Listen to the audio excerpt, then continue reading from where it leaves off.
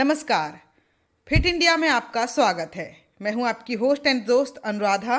दोस्तों, आज हम बात करेंगे योगा की। आज की इस बदलती हुई जीवन शैली में फिट व स्वस्थ रहना हर किसी के लिए चुनौती है। महिलाओं के लिए यह और भी चुनौतीपूर्ण हो जाता है। ज़्यादातर महिलाएं होम मेकर हैं।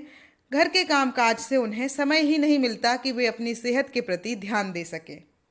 या फिर हम महिलाएं ये सोच लेते हैं कि इतना सारा घर का काम तो कर लिया है, इसमें ही हमारा व्यायाम हो गया। लेकिन ऐसा नहीं है। हमें थोड़ा अपने व्यायाम के लिए भी समय निकालना होगा ताकि हम भी फिट रह सकें। इसलिए दोस्तों, आज हम महिलाओं के लिए योगा की बात करेंगे और जानेंगे कि कौन कौन से योगा हैं जो महिलाएं कर सकती हैं और उनसे क्या क्या लाभ होते हैं। साथ ही आपको एक बात बता दूं कि जब भी आप योगा करें, सबसे पहले आप अपने एक्सपर्ट से सलाह जरूर ले लें। जिसके पास भी आप जाते हैं, आपके जो भी फैमिली डॉक्टर हैं या जो भी डॉक्टर हैं, एक बार उनसे ज़रूर बात कर लें। क्योंकि हम इस प्रोग्राम में कुछ प्रेग्नेंट महिलाओं के लिए जो योग हैं उनके बारे में भी बात करेंगे। ज़रूरी है कि आप पहले अपने डॉक्टर से सलाह ले लें। योगा के बारे में हमारे साथ जानकारी देने के लिए हमारे साथ एक्सपर्ट रूपम जी होंगी।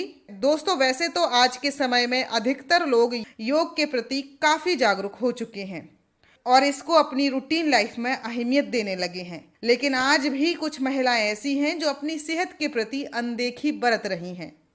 महिलाओं को कई पर्सनल प्रॉब्लम रहती हैं, लेकिन वो झिझक के चलते दूसरों से इनके बारे में बात नहीं कर पाती।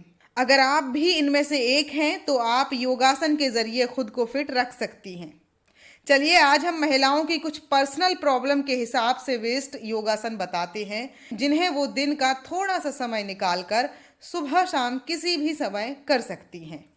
सबसे पहले बात करते हैं कपालभाति आसन की। कपालभाति आसन करने से महिलाओं में होने वाली पीसीओडी की समस्या से बचा जा सकता है। पॉलीसिस्टिक ओवेरियन सिंड्रोम या पीसीओडी एक ऐसी बीमारी है जिसमें ओवरी में मल्टीपल सिस्ट बन जाते हैं। ये सिस्ट खास किस्म के तरल पदार्थ की थैलियां होती हैं जो पीरियड में बाधा डालती हैं। माना जाता है कि इसका नियमित अभ्यास करने से न केवल पीसीओडी से राहत मिलती है, बल्कि शरीर से जहरीले पदार्थ भी बाहर निकलते हैं, जिससे चेहरे पर ग्लो और बाकी प्रॉब्लम से राहत मिलती है। बात करें, अधिकतर महिलाओं को पेट और कमर के आसपास से बढ़ी हुई चर्बी परेशान करती है, क्योंकि यह न केवल उनकी बॉडी शेप को बिगाड़ देती है, बल्कि इससे कई तरह की बीमारियां भी हो जाती हैं। इसीलिए पेट और कमर की चर्बी को कम करने के लिए उत्तानासन सबसे अच्छा योगासन है। इस आसन को करने से कंधे और हाथों की मांसपेशियां मजबूत होती हैं। दोस्तों, मेरे पास तो ज्ञान का खजाना है, लेकिन अभी हम चलते हैं हमारी एक्सपर्ट रूपम जी के पास और जानते हैं कि वो क्या जानकारी दे रही हैं योग के बारे में।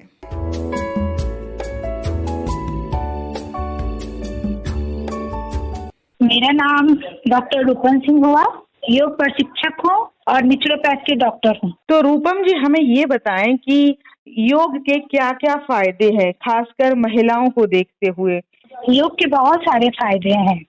योग चित्त वृत्ति निरोधा, यानी कि शारीरिक मानसिक विकास एवं रोगों से बचाव के लिए योग के बहुत सारे फायदे हैं। मानसिक तो है ही, मानसिक तनाव में भी हो गया, शारीरिक में भी हो गया, बच्चों के लिए भी है, बड़ों के लिए भी है।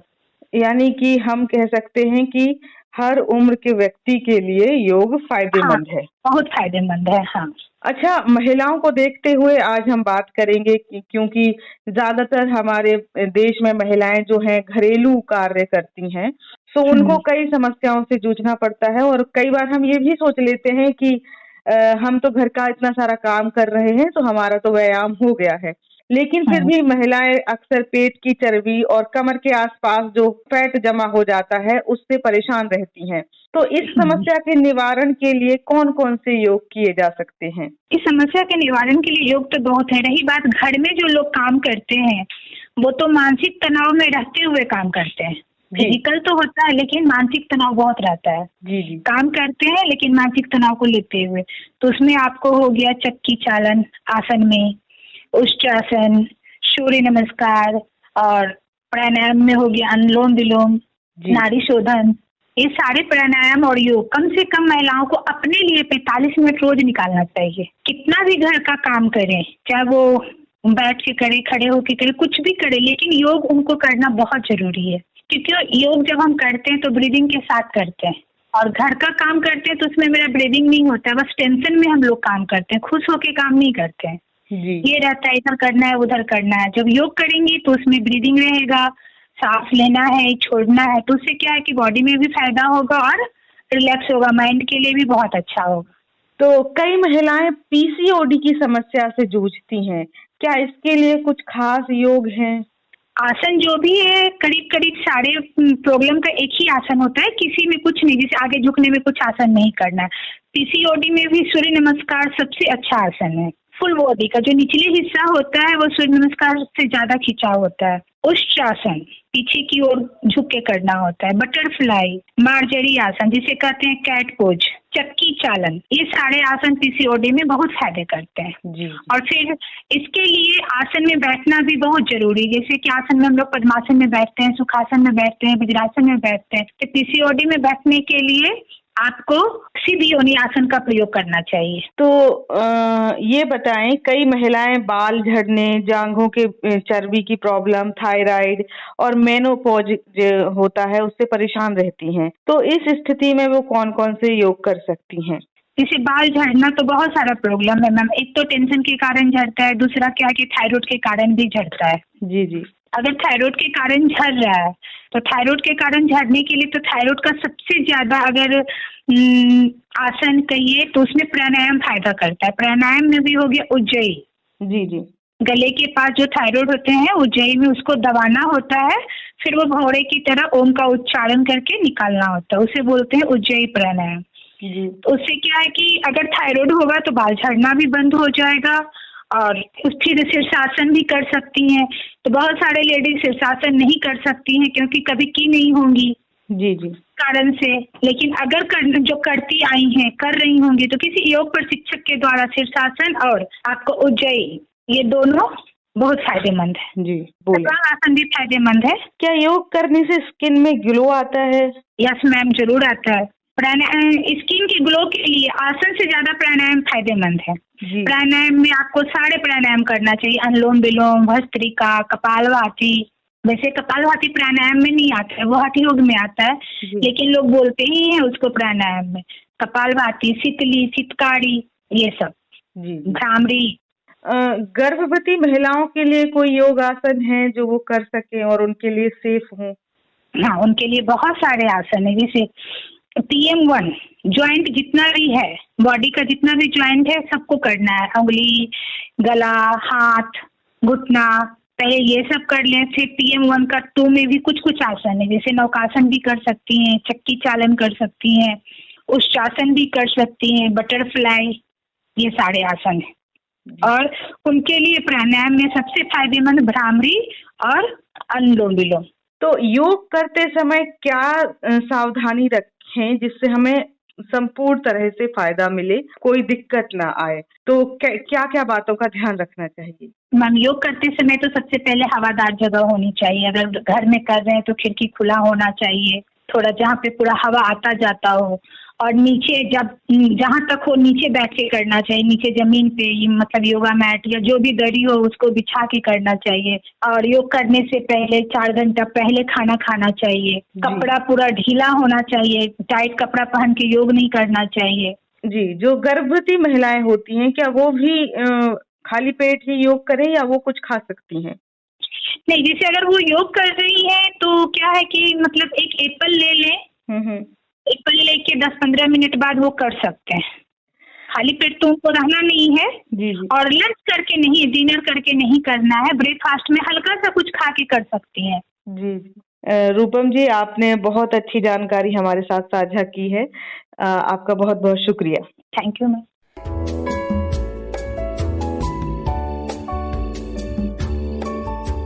तो दोस्तों, ये थी हमारी एक्सपर्ट रूपम जी जो हमें बता रही थी कि योग कब करना चाहिए, कैसे करना चाहिए, किन बातों का ध्यान रखना चाहिए।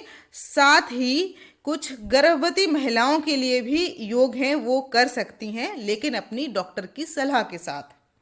दोस्तों आगे मैं आपको बताना चाहूंगी कि हम लोग ज़्यादातर अपने झड़ते हुए बालों से परेशान होते हैं। आजकल अधिकतर महिलाओं को झड़ते हुए बालों की समस्या है, जिसकी वजह है शायद उनका गलत लाइफस्टाइल व खान पान। लेकिन आप योग के जरिए इससे छुटकारा पा सकती हैं। अगर बात बालों के लिए बेस्ट योगासन की है तो शीर्षासन करें। इस आसन को रोजाना करने से बालों के झड़ने की समस्या दूर हो जाती है। विपरीत करणी मुद्रा करने से थायराइड के सभी रोगों में हाइपो और हाइपर दोनों को संतुलित करने में मदद मिलती है। जिन महिलाओं को थायराइड की समस्या रहती है उन्हें इसका अभ्यास नियमित करना चाहिए। अगर आप गर्भवती हैं तो ऐसी स्थिति में विपरीत करणी आसन दीवार से सटकर करें और संभव हो तो किसी इंस्ट्रक्टर की देखरेख में ही करें। बालासन करने से जांघों की चर्बी कम होती है। इसको करने के लिए घुटनों को पीछे की ओर मोड़कर घुटनों के बल बैठ जाएं। एड़ियों पर शरीर का वजन बनाते हुए सांस अंदर लेते हुए और आगे की ओर झुकें। हथेलियां जमीन की ओर लगाएं। ध्यान रहे कि छाती जांघों और घुटनों के अगले भाग को छूनी चाहिए, साथ ही आपका सिर जमीन को छूना चाहिए। इस आसन को करने से जांघों की चर्बी कम होगी और कंधों का दर्द दूर होगा। दोस्तों एक और आसन है तितली आसन, जो हमारे गर्भाशय में प्रॉब्लम हो जाती है उसको दूर करने के लिए ये आसन बहुत ही फायदेमंद होता है। महिलाओं में गर्भाशय संबंधित समस्या और मांसपेशियों में खिंचाव भी योगासन में छिपा है। तितली आसन करना एक आसान आसन होता है। दूसरा, इसे महिलाओं को काफी फायदे भी मिलते हैं। इस आसन को आप रोजाना थोड़ा सा समय निकाल कर सकती हैं, मगर गर्भवती महिलाएं प्रेगनेंसी के पहले 3 महीने ही इसका अभ्यास करें और जितना झुक सकती हैं उतना ही नीचे की तरफ झुकें। दोस्तों आज के कार्यक्रम में बस इतना ही। अगले कार्यक्रम में फिर हाजिर होंगे किसी नई जानकारी के साथ।